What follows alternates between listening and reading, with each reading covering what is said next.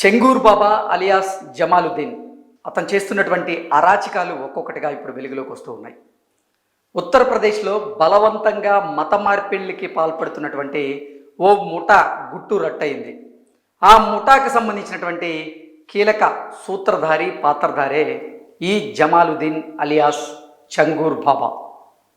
ఉత్తరప్రదేశ్లో ఉన్నటువంటి ఒంటరి మహిళలను, వితంతువులను, నిరాశ్రయులను, ఎవరైతే ఆర్థికంగా వెనుకబడి ఉన్నారో వారిని టార్గెట్గా చేసుకొని వారిని బెదిరించి లేదా డబ్బుతో మభ్యపెట్టి బలవంతంగా మత మార్పిడి చేయాలనేటువంటి ప్రయత్నం ఈ జమాలుద్దీన్ అలియాస్ చెంగూర్ బాబా చేశారు. అది ఆలస్యంగా వెలుగులోకి వచ్చింది.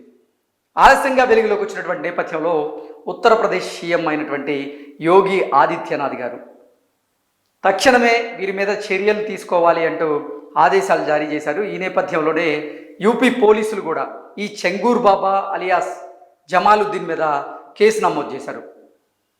అయితే విచారణలో మాత్రం నిజంగా ఉత్తరప్రదేశ్ పోలీసులకి విస్తుపోయేటువంటి వాస్తవాలు వెలుగులోకి వస్తూ ఉన్నాయి. అవి ఏంటయ్యా అంటే, గతంలో సైకిల్ మీద ఊరూరా తిరిగి తావీజులు అమ్ముకునేటువంటి ఈ జమాలుద్దీన్ అలియాస్ చెంగూర్ బాబాకి మొత్తంగా 40 బ్యాంకు ఖాతాలు ఉన్నాయి. ఆ 40 బ్యాంకు ఖాతాల్లో 106 కోట్ల రూపాయల నిధులైతే ఆ బ్యాంక్ ఖాతాల్లో ఉన్నట్లుగా పోలీసులు గుర్తించారు. అసలు ఊరూరా తిరిగి సైకిల్ మీద తావీజులు అమ్ముకునేటువంటి ఈ జమాలుద్దీన్కి ఆ 106 కోట్ల రూపాయలు ఎలా వచ్చాయి? ఎవరు తనకి ఫండింగ్ చేశారు? దేనికోసం ఫండింగ్ చేశారు? ఈ జమాలుద్దీన్కి ఉగ్రవాద సంస్థలకి ఏదైనా సంబంధం ఉందా? అసలు ఈ జమాలుద్దీన్కి పశ్చిమాసియా దేశాల నుంచి ఈ 106 కోట్ల రూపాయలు ఎందుకు వచ్చాయి? కేవలం మత మార్పిళ్ళు చేసేందుకే ఈ 106 కోట్ల రూపాయల నిధులు వచ్చాయా, లేదంటే ఉగ్రవాద కార్యకలాపాలకు సంబంధించినటువంటి అంశాల మీద కూడా ఈ నిధులు ఏదైనా సమకూరాయా అనేటువంటి అంశం మీద అయితే ఉత్తరప్రదేశ్ పోలీసులు విచారణ చేస్తూ ఉన్నారు. అలాగే ఈడీ కూడా రంగంలోకి దిగింది. అసలు ఈ 106 కోట్ల రూపాయలు జమాలుద్దీన్ అకౌంట్లోకి ఎలా వచ్చాయి, మనీ లాండరింగ్ ఏదైనా జరిగిందా లేదా అనే దాని మీద ఇప్పుడు పూర్తిస్థాయి విచారణ అయితే జరుగుతుంది. అసలు ఎవరి జమాలుద్దీన్, ఎవరి చెంగూర్ బాబా, అతనికి ఈ డబ్బులు ఎలా వచ్చాయి, గతంలో అతను ఏం చేసేవాడు, అతని ప్రస్థానం ఏంటనేది ఒక్కసారి మనం పూర్తి స్థాయిలో విశ్లేషణ చేసుకునేటువంటి ప్రయత్నం చేద్దాం. తాయెత్తులు అమ్ముకునే వ్యక్తికి 40 బ్యాంకు ఖాతాల్లో 106 కోట్లు.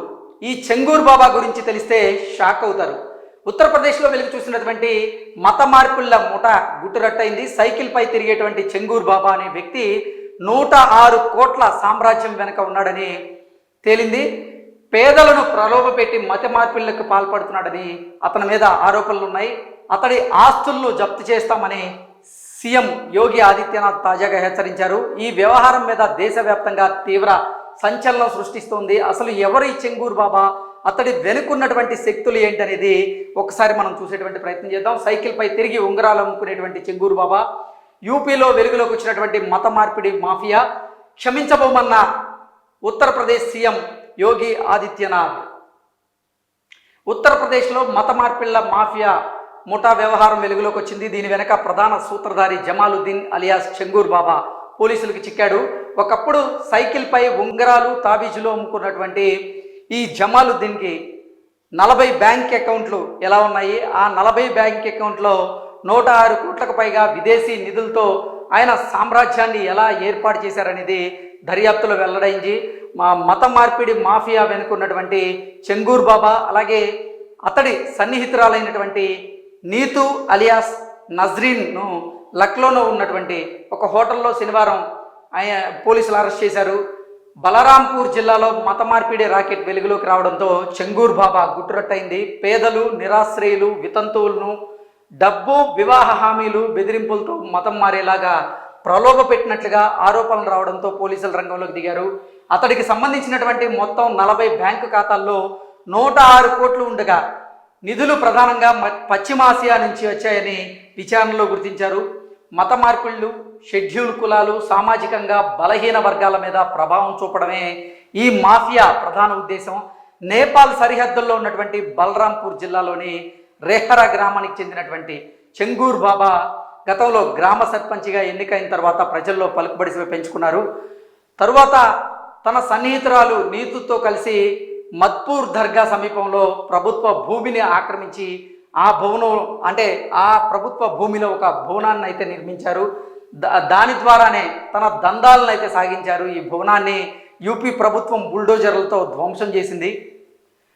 ముంబైలోని లూనావాలాలో 16,49,00,000 విలువైనటువంటి భూమి కొనుగోలు చేసినట్లుగా గుర్తించారు. ఆ భూమిని అమ్మినటువంటి మహమ్మద్ అహ్మద్ ఖాన్ కూడా అతడికి నిధులు పంపించిన వ్యక్తిగా అనుమానిస్తూ ఉన్నారు.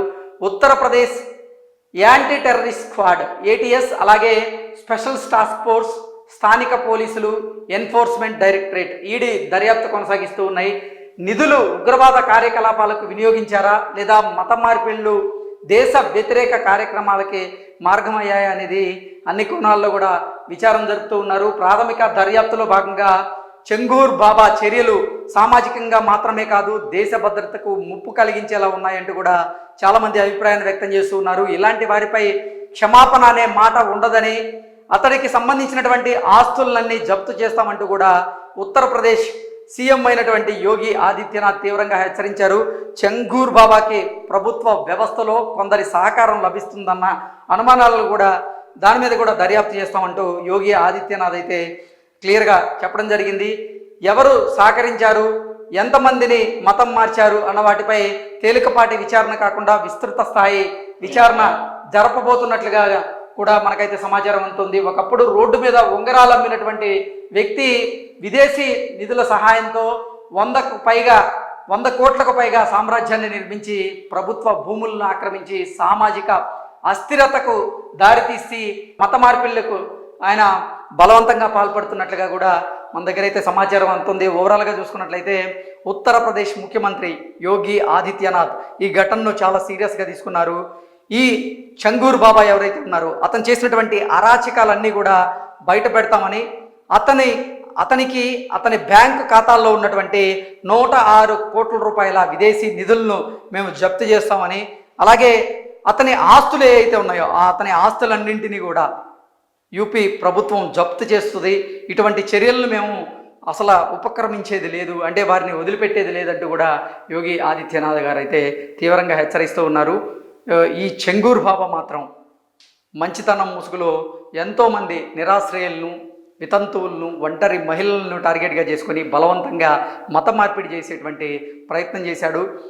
నీతు అనేటువంటి సహచరిని కూడా అతనికి హెల్ప్ చేస్తూ ఉంది. ఇప్పుడు పోలీసులు నిజంగా పూర్తి స్థాయిలో దర్యాప్తు చేసేటువంటి ప్రయత్నం అయితే చేస్తున్నారు. పూర్తి స్థాయి దర్యాప్తు తర్వాతే అసలు ఆ నిధులు కేవలం మత మార్పిడికి సంబంధించిన దానికే వినియోగించబోతున్నారా, లేదంటే ఏదైనా ఉగ్రవాద కార్యకలాపాల కోసం ఆ నిధులను సమీకరించారా, లేదంటే ఏదైనా ఉగ్రవాద కార్యక్రమాల కోసం ఆయన నిధులను భద్రపరిచి ఎవరికైనా పంపించాలనేటువంటి ప్రయత్నం చేశారా అనేది మాత్రం పూర్తి స్థాయిలో తెలియాల్సి ఉంది.